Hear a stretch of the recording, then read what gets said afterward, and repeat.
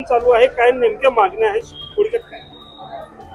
अलीकडल्या काळात हे एकमेव आंदोलन असं आहे की केवळ एका मागणीसाठी हे आंदोलन आहे आणि ते म्हणजे 15 मार्च 2024 चा शिक्षक निर्धारणाबाबतचा जो संच मान्यतेचा शासन निर्णय आहे तो रद्द करण्यात यावा ही आमची प्रमुख मागणी आहे। तुमची भूमिका काय असणार आहे?